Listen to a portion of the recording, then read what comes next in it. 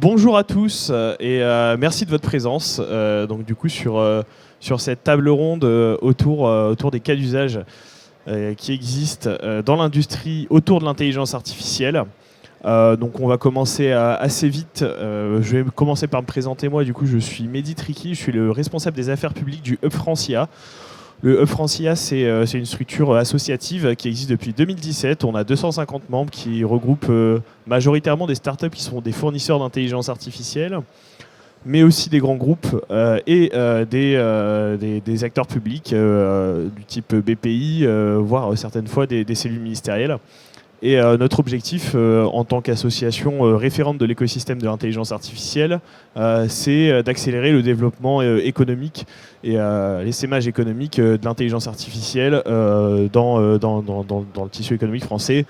Et pour ce faire, voilà, on essaie de co-construire un certain nombre de choses avec nos membres et aussi être présent sur des salons comme Global Industry avec aujourd'hui nos 3 panélistes que je vais laisser se présenter. Olivier, commençons par toi peut-être.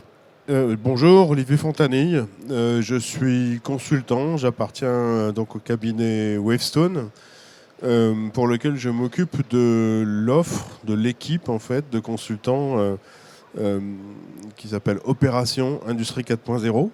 Donc c'est 150 consultants en gros qui travaillent dans plein d'industries et qui interviennent sur des sujets de performance des opérations, de digitalisation des opérations. Et une de nos caractéristiques, c'est d'intervenir sur l'intégralité de la transformation. Donc on est des organisateurs, on est des aides au choix sur les solutions et on intervient aussi sur tout l'aspect infrastructure de l'informatique industrielle, standard, protocole de données, architecture de données, etc. Voilà. Bonjour à tous, je suis Faisal Rezgui, donc je suis le CEO cofondateur d'Araïco. Donc nous sommes une équipe de 42 personnes. Nous sommes issus de l'industrie, nous avons des personnes qui ont plus de 20 ans d'expérience dans l'industrie, dans différents domaines d'activité. Nous sommes issus aussi de la recherche, nous avons 12 data scientists de haut niveau en interne. Et notre mission, nous, c'est d'accompagner les PME et ETI industriels à identifier les opportunités que l'intelligence artificielle peut amener de façon très concrète et opérationnelle sur le terrain pour ces entreprises. Et ensuite de pouvoir les intégrer et les déployer de façon éprouvée. Donc on ne fait pas de l'IA gadget, on fait de l'IA qui marche et qui apporte de la valeur au quotidien aux PME et ETI industriels. Bonjour à tous, Julien Brugère, société Flexio, donc je suis le fondateur. Flexio depuis peu fait partie du groupe Divalto, donc 300 personnes. Et notre cœur de métier, nous, c'est d'aider les industriels à créer des applications métiers totalement sur mesure, mais de le faire sans écrire de code. Donc pas besoin de développeurs. En quelques jours de formation, les métiers eux-mêmes sont capables de créer des applications web, mobiles, avec des scénarios, avec des tableaux de bord, etc. Et donc l'IA vient finalement se greffer petit à petit dans ces applications grâce à des connecteurs dont on parlera tout à l'heure.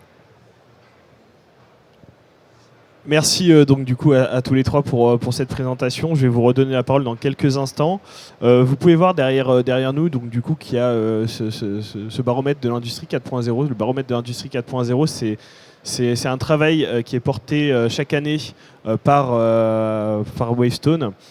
Et cette année, on a été partenaire en tant que tiers de confiance de l'écosystème de l'intelligence artificielle et on est très heureux d'avoir été partenaire de ce baromètre et on a estimé que ça serait une très bonne pièce donc du coup à casser un très bon matériau pour entamer une discussion sur le sujet et je vais peut-être laisser Olivier du coup commencer à ce sujet-là. Oui, enfin, sur le baromètre, effectivement, c'est un exercice annuel qui nous fait une photo très complète de la digitalisation des opérations et donc qui nous permet de repérer un certain nombre de messages clés chaque année, d'évolution, etc. Vous retrouverez ce baromètre en libre accès sur le site de Wavestone. Moi, j'ai plutôt choisi aujourd'hui de prendre juste 2 ou 3 images qu'on utilisera probablement dans la conversation. On ne fera pas un exposé complet. Ce serait probablement fastidieux et pas très poli pour mes co-invités.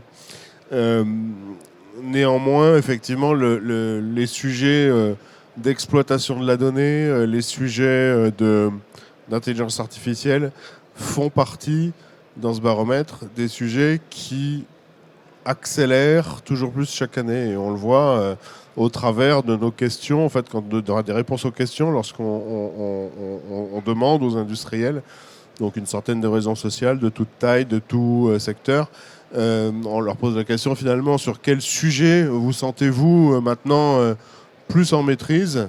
Et on a vu progresser successivement un certain nombre de sujets autour de la connectivité, de la mobilité, etc.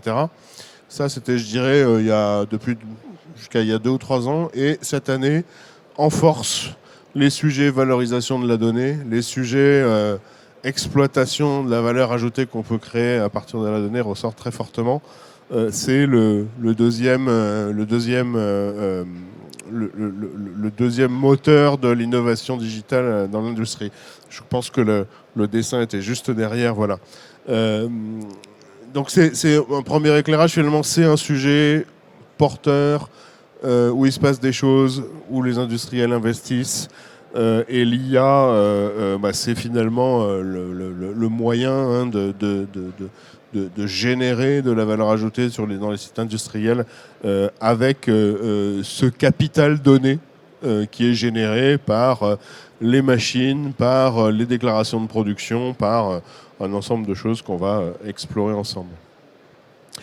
Je vois peut-être 3 grandes catégories au travers de nos enquêtes qui ressortent fortement sur ces cas d'usage, puisqu'on va probablement illustrer de différentes manières.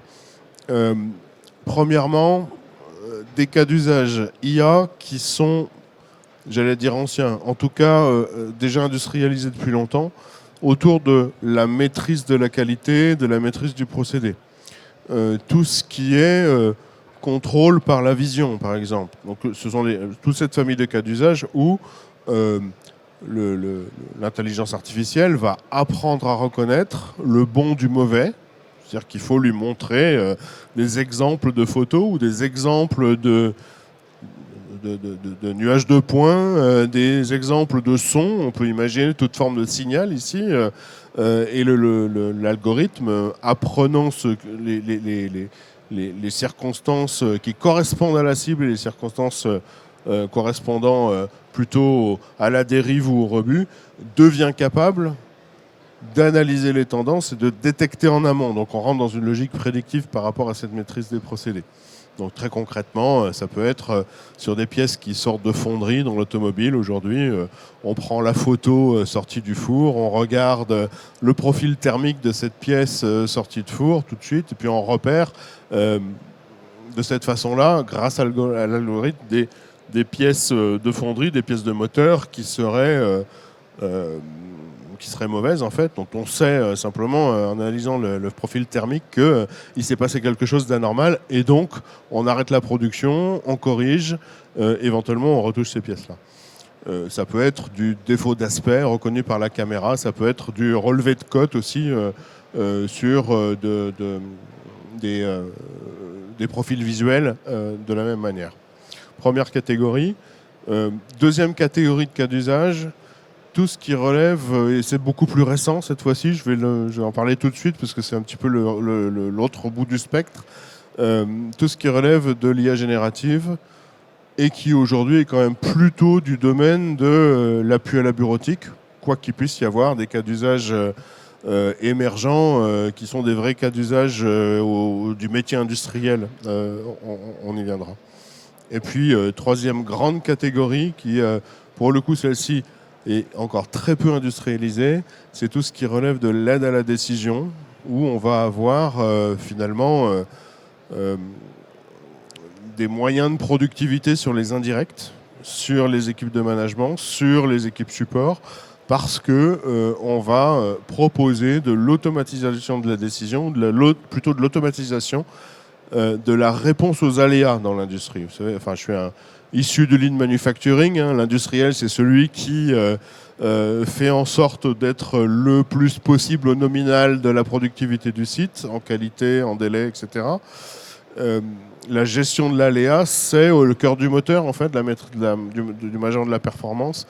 Aujourd'hui, les outils sont capables d'automatiser la réponse à l'aléa de telle sorte qu'on n'ait plus finalement dans les réunions du matin à se poser des questions de compensation de ce qui a pu se passer comme incident. Un camion qui s'arrête, des composants qui n'arrivent pas, le système recompose lui-même un ordonnancement, des ordres de distribution, etc.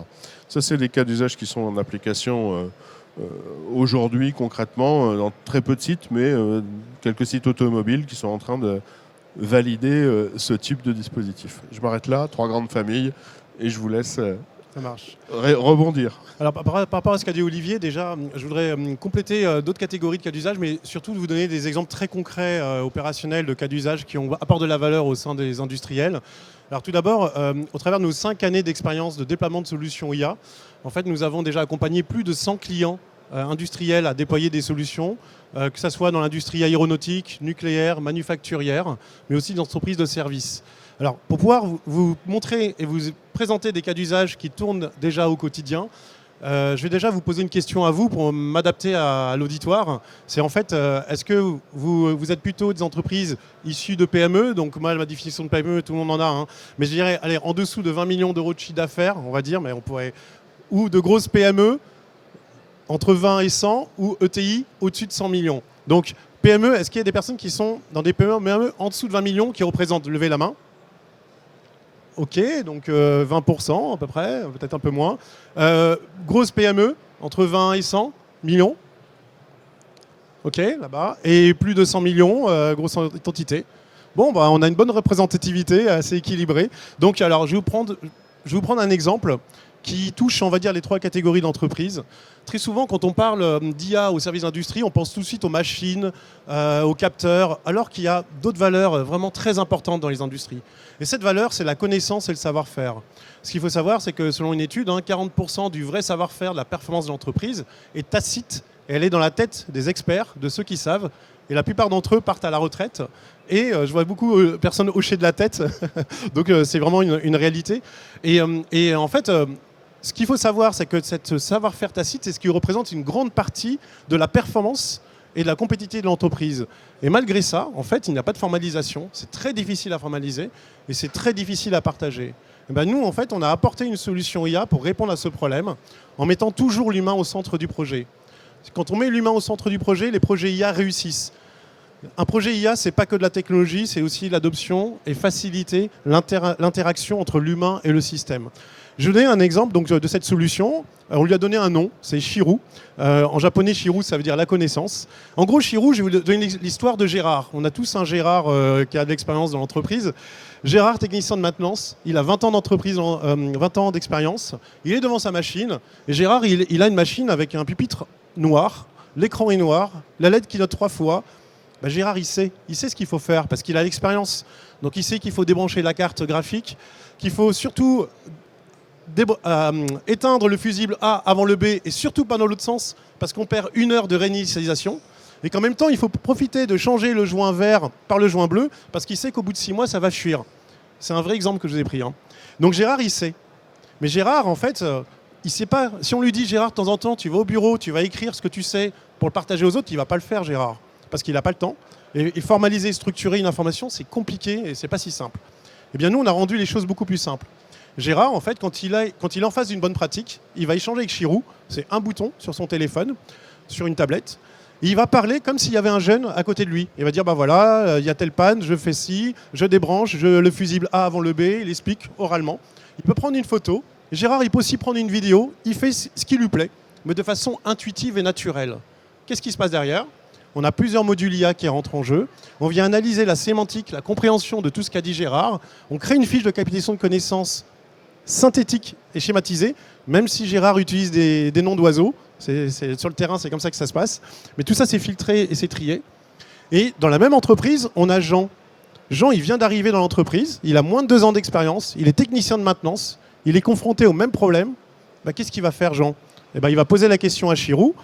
L'écran est noir, la LED qui note 3 fois, quelle est la meilleure solution ? Et automatiquement, il va avoir les astuces que Gérard a partagées, même si Gérard a quitté l'entreprise, même si Gérard est parti à la retraite. Vous voyez, on remet l'humain au centre du projet. L'IA est au service de l'humain. On n'oblige pas un humain à réfléchir comme un ordinateur, à remplir des cases, des champs, comme on le voit dans beaucoup de RP, malheureusement encore aujourd'hui. Et donc, ces outils IA quand ils sont bien positionnés en création de valeur, quand on enlève la technologie pour la technologie, mais surtout pour créer de la valeur pour l'entreprise et l'humain, permet de faire des gaps énormes. Je vous donne un deuxième exemple. Des tables de montage augmentées. On parle beaucoup d'automatisation dans l'industrie, énormément. Mais vous savez, je ne sais pas si vous savez, mais il y a 40% des produits assemblés en France de haute valeur qui sont assemblés manuellement. Parce que c'est très difficile de l'automatiser ou parce que c'est des petites séries avec beaucoup de variantes. Et bien là, en fait, on a mis en place un tableau de montage augmenté. C'est-à-dire, en fait, on a une caméra au-dessus des mains de l'opérateur. On vient traquer tous les mouvements des mains. D'ailleurs, ceux qui veulent voir, on a une démo au stand Araïko qui est juste derrière. Vous pouvez venir voir la démo aussi bien de Chirou que le mouvement des mains. Donc on va traquer tous les mouvements des phalanges, identifier toutes les pièces, et l'opérateur, il a un super assistant. Et si l'opérateur oublie de monter un joint avant de monter la vis, l'assistant va dire « Ah, reviens en arrière, tu as oublié le joint ». Et en plus, on est sur du multimodal, c'est-à-dire en fait, l'opérateur peut poser une question. Au fait, comment je monte le joint ? Il le pose oralement. Et il a tout de suite les quelques secondes de la vidéo de comment monter le joint avec les bonnes pratiques et les erreurs à éviter. Donc on vient de la même manière faciliter la vie des opérateurs en rendant les choses intuitives et surtout avec un contrôle qualité qui ne se fait pas après la non-conformité, mais sur le moment.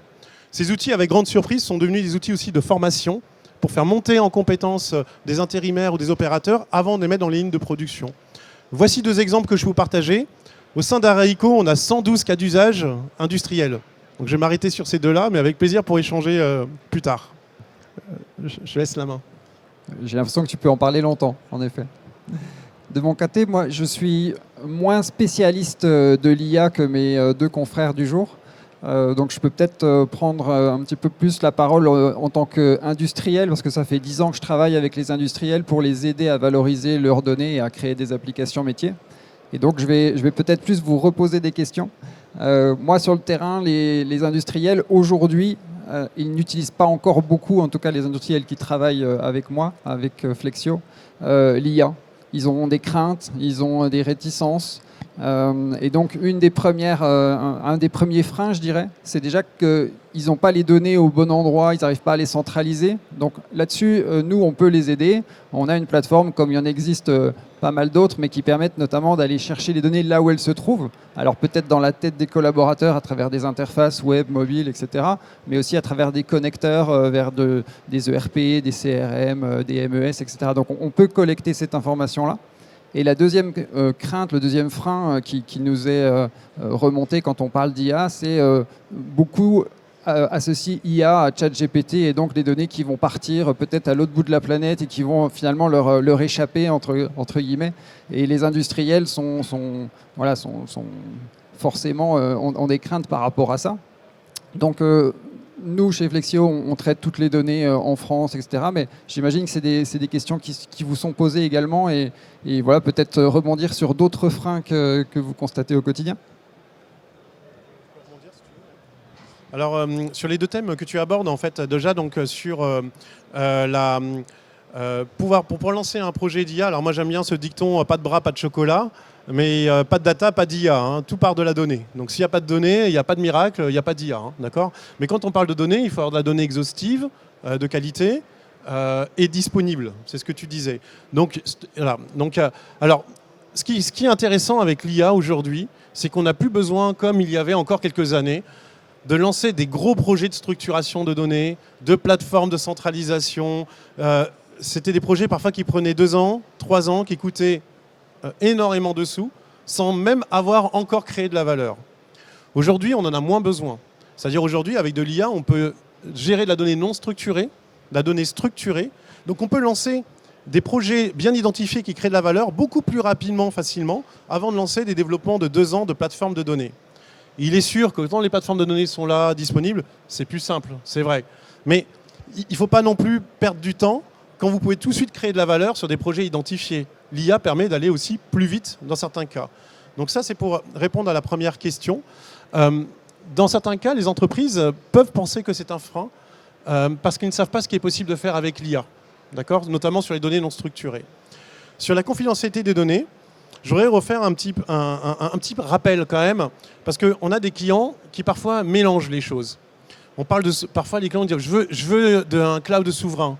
Je dis mais de quoi vous parlez là? Ah non, mais moi je veux un cloud sécurisé. Ok, mais c'est pas pareil. Donc en fait, je voudrais reposer un peu les choses.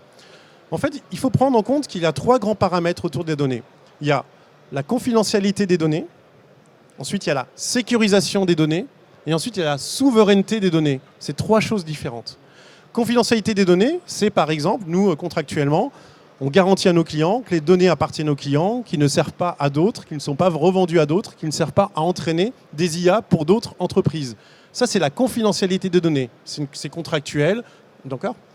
Ensuite, la sécurisation des données. Cette fois-ci, on est sur une phase où on vient sécuriser les données contre les attaques informatiques, contre des fuites volontaires ou involontaires par des hackers. Donc ça, c'est la notion de sécurisation des données. Et ensuite, la souveraineté des données. C'est encore un 3e niveau sur lequel on est sur de la géopolitique. Donc vous connaissez certainement le Patriot Act américain, sur lequel l'État américain, pour des raisons très particulières, pourrait obliger des gros acteurs du cloud américain à fournir des données. Donc ça, c'est de la géopolitique. Et il est vrai qu'on travaille parfois avec des industriels qui font de la peinture industrielle. Et le dirigeant, il dit, moi, je veux du cloud souverain. Vous pensez que le NCIS va s'intéresser sur l'épaisseur de peinture que vous déposez sur votre métal? Vous pensez vraiment que pour eux, c'est une priorité par rapport au surcoût que ça va représenter et aux implications? Que vous ayez besoin de confidentialité, oui, c'est certain. Que vous ayez de sécurisation, c'est essentiel. Mais que vous ayez une souveraineté, il faut vraiment qu'il y ait une bonne raison. Moi, les seules raisons qu'on a, c'est des projets nucléaires, aéronautiques ou industrie de pointe. Donc, ne mélangeons pas les choses. Ça ne sert à rien de mettre de surinvestissement pour de la souveraineté quand il n'y en a pas besoin. Et il faut remettre les choses à leur place et pas tout mélanger, comme parfois on peut l'apercevoir. Voilà. Ouais, je pense qu'en fait, Faisal n'avait pas vu qu'on avait affiché la planche derrière, mais il a quand même coché pas mal de cases là, dans les freins qui sont remontés dans notre baromètre. Non, mais ça tombe bien, comme quoi on dit pas que des bêtises. Donc, dans notre baromètre, on remonte en fait les freins, effectivement, et tous ces sujets autour de l'accessibilité de la donnée, la disponibilité de la donnée, ils font partie des freins à la digitalisation sur l'IA, bien sûr. Toutefois, celui qui ressort le plus fortement, il n'est pas technique. C'est manque de culture et manque de compétences.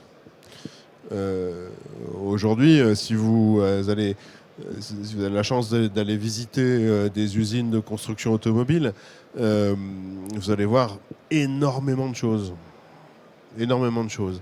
Aussi bien en robotisation qu'en analyse de la donnée, qu'en intelligence artificielle, jumeaux numériques totaux. J'y reviendrai peut-être. L'effort principal et continu, c'est l'acculturation, c'est la formation, c'est l'embauche de profils. Et en fait, c'est aussi le frein principal, parce qu'embaucher des profils qui sont à la fois de formation technique et suffisamment pointus sur ce qu'est un modèle de données, qu'est-ce qu'il y a derrière l'architecture de la donnée, etc. En fait, c'est compliqué à trouver.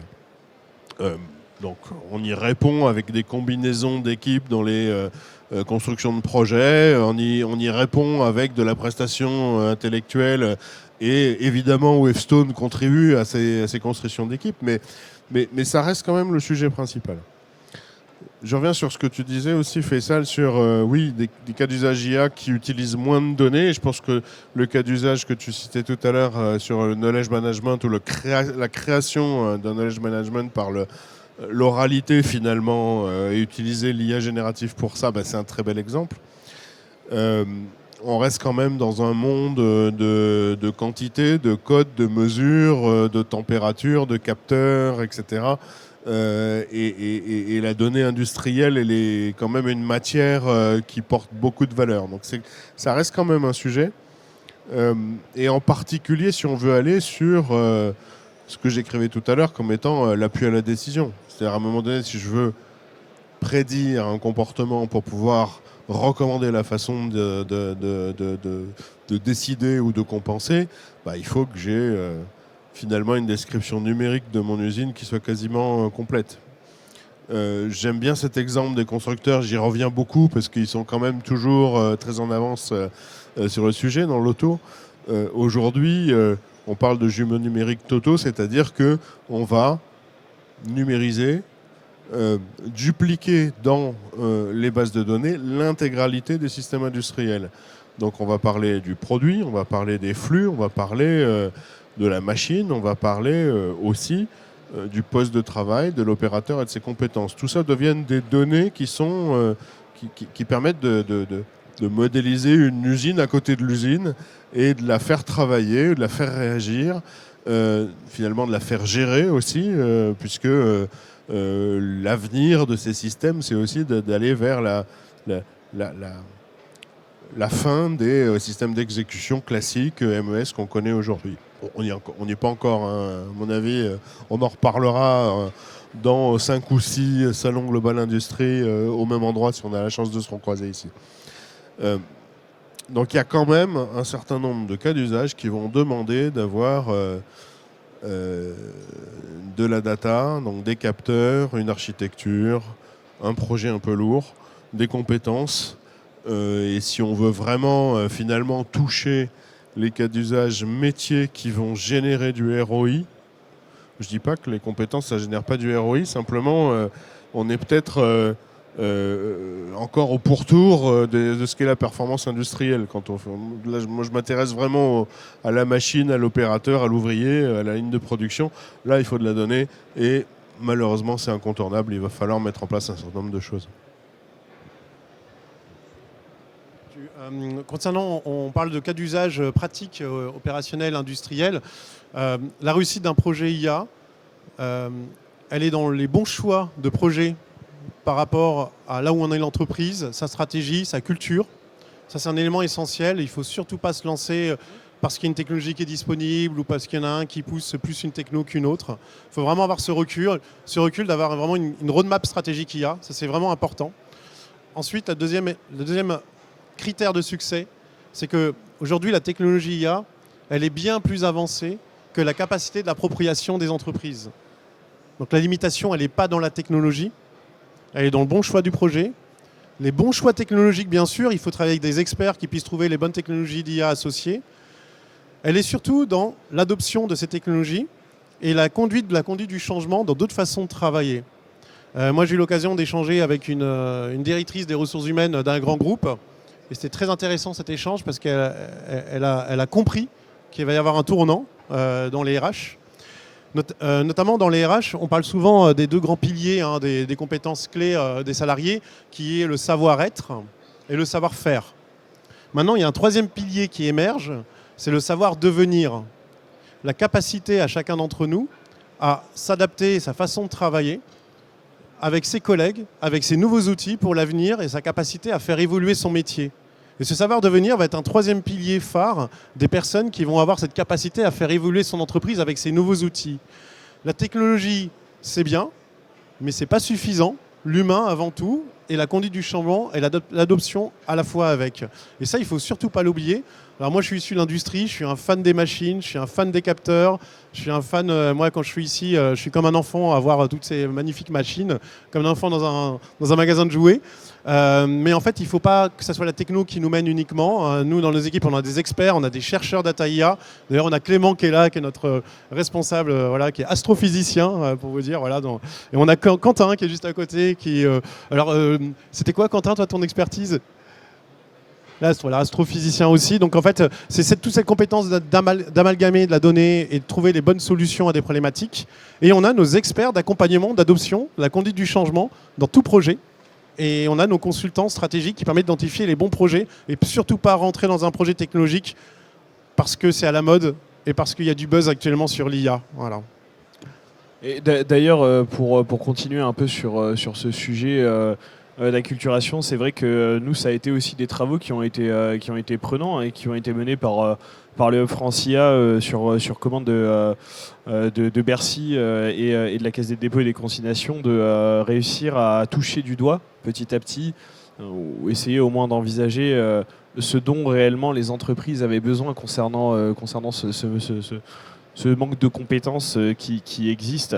Et on s'est rendu compte en fait que, bien entendu, en formation initiale en France, on est très fort. Et c'est super qu'on soit capable de former des ingénieurs et tout un autre, tout un autre panel de corps de métier, parce qu'il n'y a pas que les ingés, bien entendu, qui travaillent sur l'IA. Et par contre, c'est effectivement sur ce sujet-là, plus de la formation continue, où on va être sur la question de comment demain on réussit à accompagner, et même, j'ai envie de dire, en dehors de l'industrie, hein, parce qu'il n'y a pas que l'industrie qui est touchée par l'intelligence artificielle. Je donne un peu de perspective et un peu de hauteur au propos. Mais concrètement, c'est cette question de demain, comment on fait avec voilà, des employés qui ont cette habitude-là de être dans un métier qu'ils appréhendent super bien, comme cet exemple dont tu parlais tout à l'heure, voilà, d'une personne qui travaille sur une ligne de production depuis 20-30 ans, qui connaît par cœur son métier. Comment on fait demain pour transmettre ce savoir, et même au-delà du fait de la transmission du savoir, comment on réussit en fait à accompagner des personnes qui pourraient utiliser l'intelligence artificielle, mais qui de base n'ont pas les compétences techniques. Donc, c'est-à-dire comment rendre didactique un peu ce jeu, cette utilisation de l'intelligence artificielle dans le travail. Ça, c'est un vrai sujet. Et moi, j'avais une question à te poser, Faisal, d'ailleurs. Sur la question du ROI, parce que nous, c'est quelque chose qui nous revient quand même assez souvent côté Hub France IA, ce truc de... on a des startups, des fois, qui viennent nous voir et qui nous disent...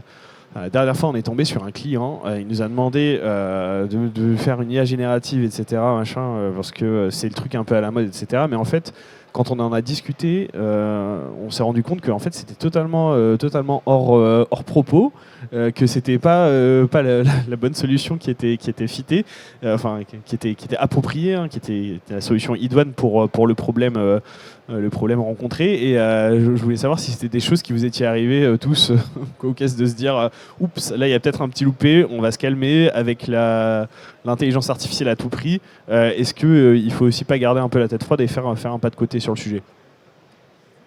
Oui, excellente question, Mehdi. Alors nous, au travers des plus de 100 clients qu'on a accompagnés, il nous est déjà arrivé où un client, plusieurs clients, il n'y en avait pas beaucoup, il nous dit ouais, on va absolument lancer ce projet, j'ai entendu parler, j'ai lu ça. On l'écoute, on dit oui, c'est faisable totalement. Mais expliquez-nous où est-ce que vous en êtes, où vous voulez aller, quelle est votre stratégie, quelle est votre vision à 3 ans, 5 ans. Alors lui, c'était l'expansion à l'étranger, sur le marché américain. Il était en train de nous parler d'un projet qui touche un seul service, 2 personnes pour gagner 4 heures par jour.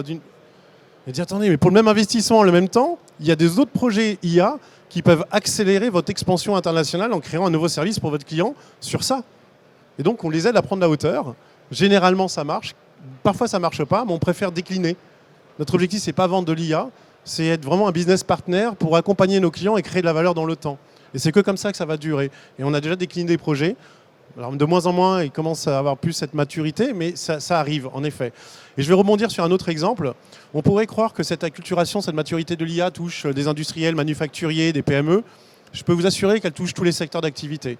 Par exemple, au sein d'Araïco, nous avons été identifiés et sélectionnés par Airbus l'année dernière sur un consortium qui dure pendant 3 ans, on est encore en cours, pour accompagner les sous-traitants d'Airbus, PME, ETI, à intégrer des solutions IA pérennes pour pouvoir aider toute la filière aéronautique à pouvoir suivre cette expansion de production. Il y a beaucoup de tensions, supply chain en aéronautique. Et là, on aide justement, au travers de ce consortium, à identifier les vrais projets, les bons projets qui ont de la valeur, des projets sur lesquels il y a ce ratio temps, investissement, valeur. Ce n'est pas forcément les plus gros projets. Parfois, on a des projets, des quick wins qui peuvent créer beaucoup de valeur et pouvoir prioriser ces éléments-là.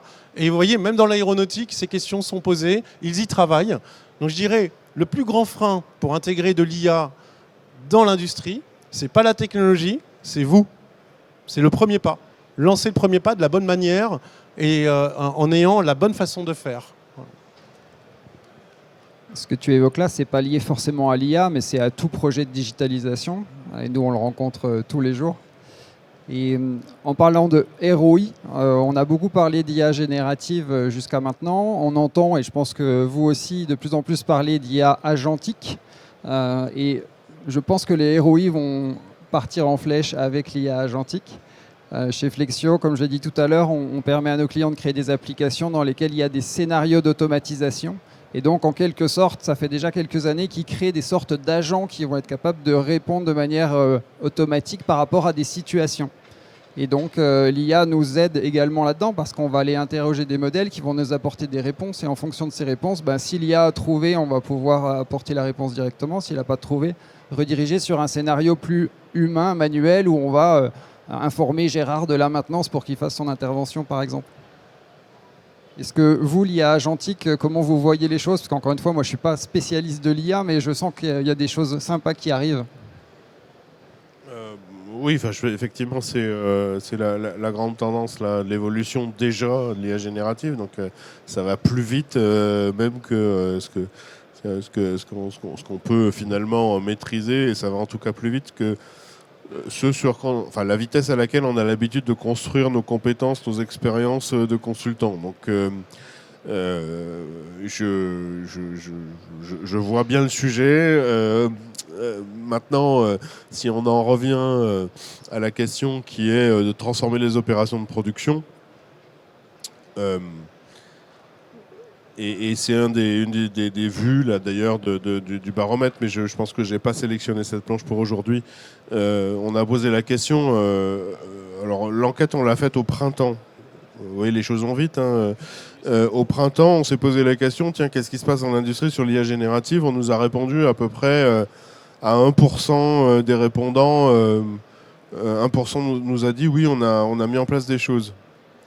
30-35% nous disent on a des intentions, on a des projets. Et puis quand on fouille, en fait, il y a des choses qui touchent réellement au métier industriel avec de l'IA générative. Il y a assez peu de généralisation. Il y a des choses qui sortent, qui sont très pointues et qui sont effectivement dupliquées dans des groupes industriels, c'est-à-dire qu'on n'est plus on n'est plus sur le POC, l'expérimentation, on l'a déployé, qui relève par exemple des process d'incidentologie dans des industries qui auraient les bases de données, les analyses, l'historique, etc., sur toute la non-qualité, sur toutes les plaintes clients, sur toutes les pannes d'une certaine typologie de machine. Donc on peut penser à la pharmaceutique, à l'automobile, à l'aéronautique qui peuvent avoir ce genre de culture et cette documentation. Dans ces cas-là, l'incidentologie, on peut accélérer l'analyse en posant la question sous forme de la description du défaut à la machine qui va répondre par les 2 ou 3 causes probables parce que la description ressemble à ce qu'on va trouver dans les historiques. Mais ça sous-entend que ces historiques existent. Voilà, donc l'IA générative entend globalement finalement une industrialisation qui est quand même un petit peu au cas par cas et probablement avec des très belles choses qui se répandent rapidement, mais aussi avec des choses qui vont demander beaucoup plus de temps. Et moi, je trouvais intéressant dans notre panel que tu puisses nous parler de low-code, parce que dans la réponse à ta question, Mehdi, qui était est-ce qu'on vous a demandé des choses aberrantes parce que ça semblait sexy et comment vous avez fait? Il se trouve que oui, dans mon métier, moi, c'est justement ça. Ce que je signe à la fin, c'est que la recommandation, elle correspond bien aux besoins industriels. Et que l'intégrateur ne va pas oublier un élément clé de l'enjeu de l'usine, quoi. Et inversement, qu'on ne va pas fourguer un catalogue énorme à des coûts aberrants. Ouais. Donc ça, c'est mon taf. Et donc, justement, sur tous les premiers étages du management de la performance, on n'a pas forcément besoin d'IA. On peut, on a beaucoup parlé d'industriels très avancés, mais on pourrait me citer par des gens qui sont peut-être moins connus pour ça. La SNCF. Les technicentres industriels, c'est des usines dans lesquelles on répare les TGV. Depuis maintenant 5 à 7 ans, tous les rituels de management de la performance dans les technicentres industriels font collaborer ce qu'ils appellent le responsable du haut, le DPX, enfin ça dépend du niveau où on est, avec un représentant digital. Et ce représentant digital, justement, son rôle, ça va être de développer des choses, développer des analyses, des applications qui permettent de mieux comprendre la donnée, de mieux l'analyser, et très très souvent en low-code avec des coûts très réduits. Donc il faut en fait trouver le bon curseur, et finalement il y a des choses peu chères qui marchent très bien, des choses qui semblaient peu chères qui vont être excessivement coûteuses en préalable. On parlait de jumeaux numériques et d'architecture de la donnée. Des choses très récentes et qui coûtent rien ou pas grand chose, comme le cas sur le knowledge management tout à l'heure. Il y a vraiment un univers qui est devenu foisonnant et complexe, dans lequel il faut finalement arriver à se faire aider pour se repérer dans le bon outil au bon endroit. C'est pour ça que je vais rebondir sur ta question, notamment sur les agents. Nous y travaillons en interne, les agents. On ne peut pas dire que c'est industrialisable, on ne peut pas dire que c'est fiable actuellement. Il y a encore beaucoup d'évolutions, beaucoup de choses avant de pouvoir déployer de façon correcte ces agents. C'est pour ça que ne rentrons pas dans la mode des technologies, hein, clairement. Ok, les agents arrivent, on parle de LLM, peut-être que les LLM n'existeront plus dans 1 ou 2 ans, on se tend vers des SML, des small modèles. Il y aura peut-être de nouvelles technologies qui vont remplacer LLM. Ok. La question, c'est pas la technologie, c'est quel projet va apporter de la valeur à vous en mettant la conduite du changement. Et ensuite, la technologie, je dirais, aujourd'hui, comme je l'ai dit, elle est bien plus avancée que votre capacité d'adoption. Donc, soyez pas happés par ces nouveautés. Concentrez-vous à faire les premiers pas pour créer de la valeur au quotidien. Et comme tu l'as très bien dit, Olivier, ces valeurs, elles peuvent être à différents niveaux. Sur des projets assez simples, très métiers, très opérationnels, les solutions, par exemple, que tu proposes en low-code, no-code, permettent déjà de répondre à une certaine partie. Ensuite, il faut aller plus loin, dans des modèles plus évolués, avec de l'entraînement particulier, pour répondre à d'autres projets. Concentrez-vous plutôt sur la création de valeur en lien avec votre stratégie, là où vous en êtes. Ne vous inquiétez pas, la technologie, elle suit, à condition que vous travaillez avec des experts. Merci en tout cas à tous les trois pour ce panel. C'est vrai que ça a été relativement dense et c'est passé quand même sacrément vite. Et en tout cas, ce que je retiens de ton dernier message, surtout Faisal, c'est un peu cette idée qui existe pour l'adoption de n'importe quelle technologie et l'émergence de n'importe quelle technologie. C'est ce phénomène de hype qui peut exister, qui est décrit dans la littérature économique à plus d'un titre et qui voilà, nous permet de nous rappeler en tout cas certains écueils dans lesquels il ne faut pas tomber, pas s'en saisir trop vite, essayer de bien comprendre quels sont les cas d'usage, quels sont les enjeux derrière une technologie, les applications et surtout les applications qui génèrent du ROI, sans quoi effectivement l'application est juste inutile, simplement. Je ne sais pas si on a le temps de prendre quelques questions, messieurs. Je crois qu'on est un peu... Ah si, on a une question. On a une question dans le public. Si vous en avez une, levez la main, je vous passe le micro. Question? Je crois qu'on n'a personne. Hein. Allez. Un cas détaillé, le cas concret du technicien de SNCF. J'ai pas bien compris la relation entre le responsable digital et le directeur d'exploitation. Ouais. C'est juste que la diffusion, on parle là de la diffusion de la culture du digital et du fait que les équipes opérationnelles terrain s'équipent de compétences qui sont capables de développer rapidement des applications en low-code pour répondre à des besoins très particuliers. Je sais pas, par exemple, à un moment donné, on s'aperçoit que on perd du temps plus que d'habitude sur une opération particulière, qu'on est obligé de la refaire. Et on a besoin pour ça d'éclairer cette opération avec des mesures, des codes, des paramètres qu'on va aller chercher dans une analyse d'amélioration continue classique. Simplement, on va la supporter pour l'analyse et pour la visualisation par un outil qu'il est facile de construire et qui peut utiliser souvent, c'est le cas dans cet exemple-là, des technologies low-code.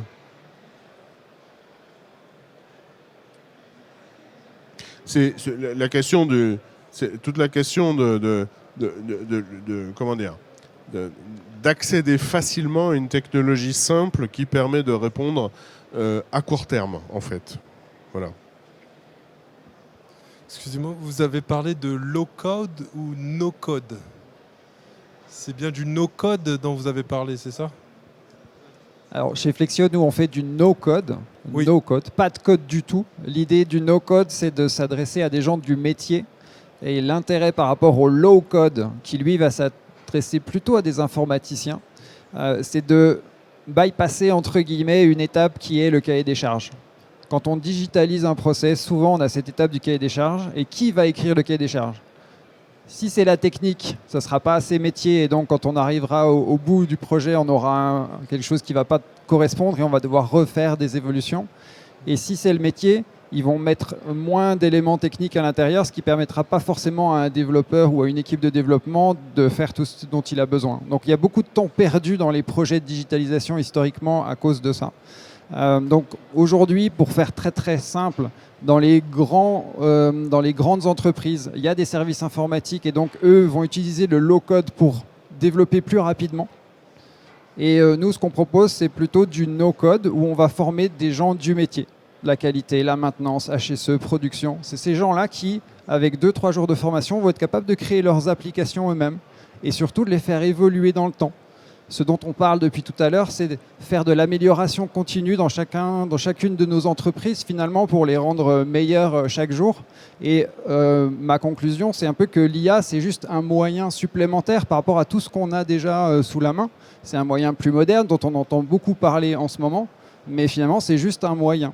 Et donc, il faut sûrement, enfin, d'après moi, choisir des outils qui sont très ouverts et qui permettent, quand de nouveaux moyens comme l'IA arrivent sur le marché, de pouvoir les utiliser, les tester et former également les équipes pour pas qu'elles aient peur de ces choses-là et pouvoir faire comme ça de l'accompagnement au changement pour que tout évolue dans le bon sens. Ok. Merci. Bien, merci à tous de votre écoute. Merci à nos 3 panélistes.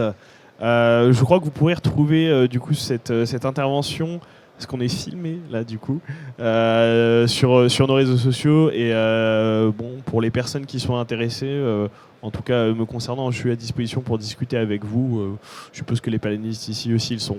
Voilà, je vous remercie. Je vous souhaite à tous un très bon Global Industry et une très belle fin de salon. Au revoir.